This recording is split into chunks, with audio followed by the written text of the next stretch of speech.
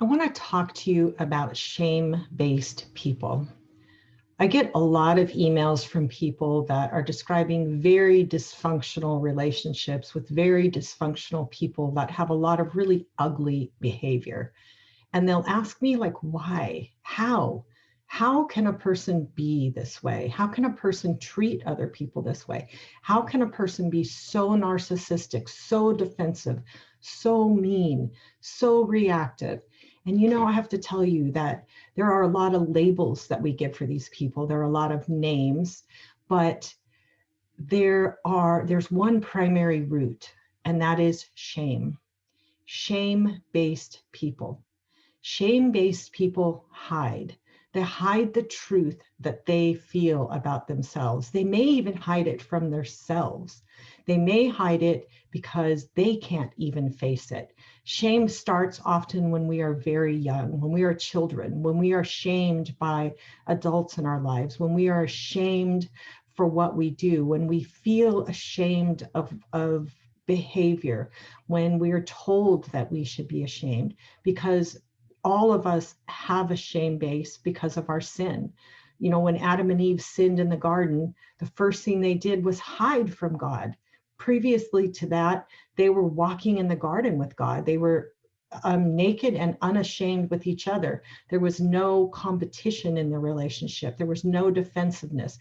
There was transparency. There was no self-consciousness. Shame changed all that. The first thing they did is they went and hide, and then they covered themselves, and then God made covers for them. And he said that as a result of this sin entering this relationship, there's going to be enmity. There's going to be competition. There's going to be unequal power in the relationship. There's going to be struggles, not only physically to survive with having to work and do all the things and fighting the ground that doesn't cooperate, but also in our relationships.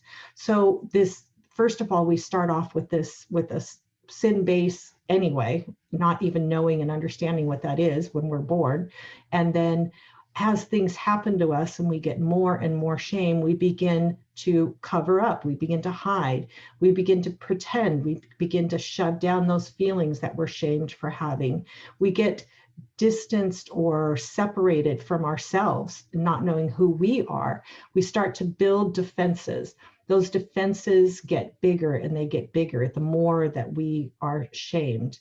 And then we take on things like addictions. We take on things like judgmentalism, where we become judgmental of others to protect ourselves from having to see the shame that we have inside of us.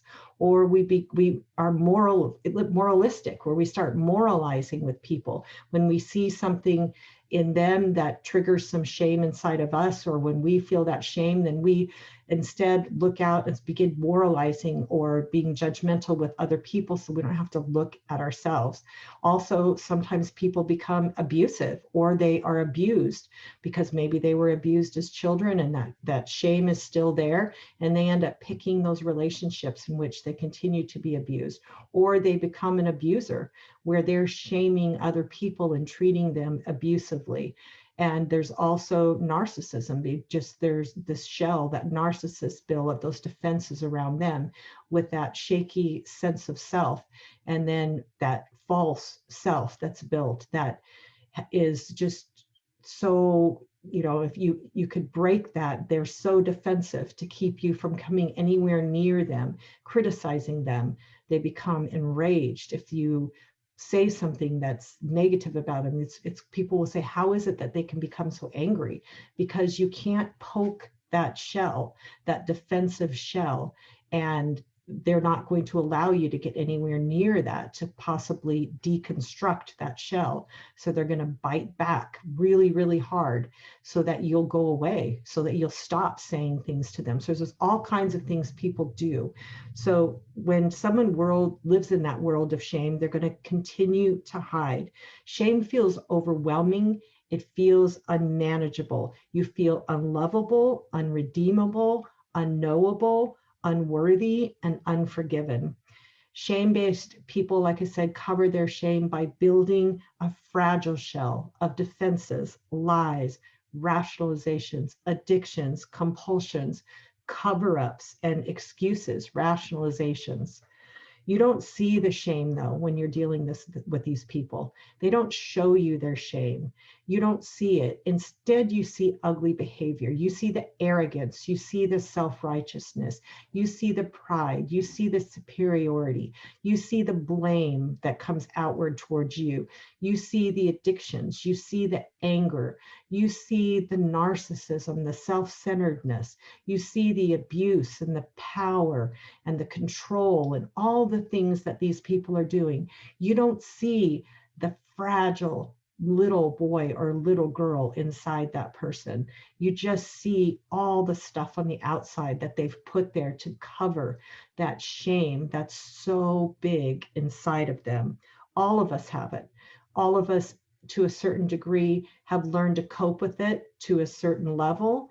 And so some of us are not as shame-based. Some of us are not picking up those strong defenses that other people have, in order to protect that and cover that shame.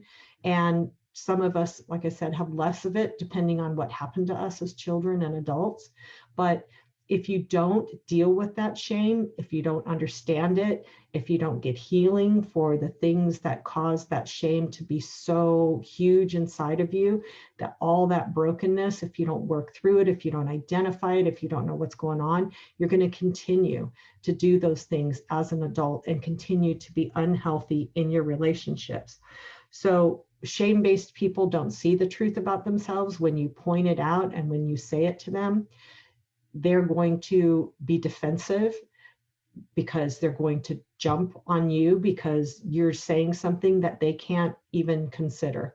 They can't consider that truth. They can't even consider that as possibility, because to do so would be way too shaming. So this is where we have to deal with the shame in our relationship, to, like I said, to get healthy. But if you've got a shame-based person in your life, it might help you to have some compassion and to feel differently about that person at some level, to see the person not as the arrogant, self-righteous, mean, self-centered, addicted, abusive person that they are, but instead to look at them and see the little boy or the little girl inside that has been shamed, that is defending against that shame, and recognize that that ugly behavior is part of the defense, part of surviving and having to cover that up. So it doesn't mean I'm okaying it, excusing it, doesn't mean you have to tolerate it. It's just understanding what is going on in some of those really difficult relationships where you can see that the person is struggling, but some of the ugliness is coming back at you. So Galatians 6:1 tells us, brothers and sisters, if someone is caught in a sin, you who live by the Spirit should restore that person gently, but watch yourself, for you may also be tempted, recognizing that all of us are capable of, at some level, making mistakes and doing things that we regret. But coming to those people in softness, in gentleness, not breaking their shell by taking a hammer to it and trying to get them to see hard truth and trying to force them to see things that are difficult for them, or just telling them everything about themselves that you could possibly imagine, and then thinking that that is going to make that person want to take that shell, start peeling that shell off to see truth and expose truth, not only to themselves, but to you and to God and to others. That is very scary for somebody who has a deep, deep shame-based existence. So speak to that person gently. Use I statements. Don't get defensive. Don't give all the truth at one time. Keep it as soft and gentle as possible. If that person attacks, don't attack back. Understand that that attacking is defensive. The person feels attacked, very sensitive to being attacked.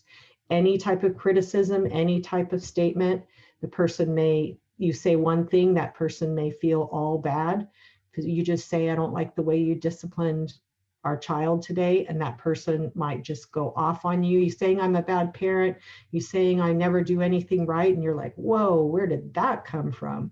That person is going to the all or nothing. You say one thing about this person's parenting, and that person says, that means I'm a bad parent. That means at the core, that person fears being a bad parent. That person is not sure that he or she is a good parent. And when you say one thing, that person goes to, I must be all bad. If I have one thing bad about me, I must be all bad. And that lets you know that there's shame there. There's shame that when you say one thing, that person just feels horrible about themselves. And that is part of it. Say all good. I'm either all good or I'm all bad. You say one thing bad about me, it means I'm all bad. There's nothing good about me. And, I'm not saying you can instantly fix people with this. You can't. They need to work on awareness. They need to work on getting to the roots of things. They need to work on their childhood issues.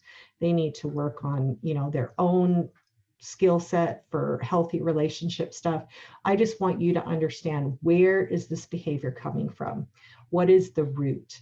And it will give you some wisdom and some discernment and maybe some compassion for the people in your life that are just very, very defensive and very quick to attack back and very quick to do whatever it is to protect that shame base within them. So thank you for watching this video on Change My Relationship. I hope it helped you.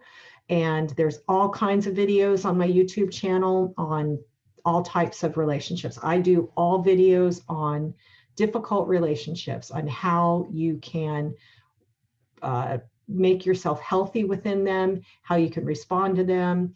Just, my books are about that, my classes, my studies, all the things that you can go to my website and get. My newest book is Change My Relationship, 365 Daily Devotions for Christians in Difficult Relationships. Gives you devotions that are all about stuff like this, little tips and truths and on how you can deal with difficult people, how you can take care of yourself. So just check it out so that you make sure that you look at resources that could be just a major help to you in your navigation of your relationships with people, difficult people. So, okay, thank you for watching this video.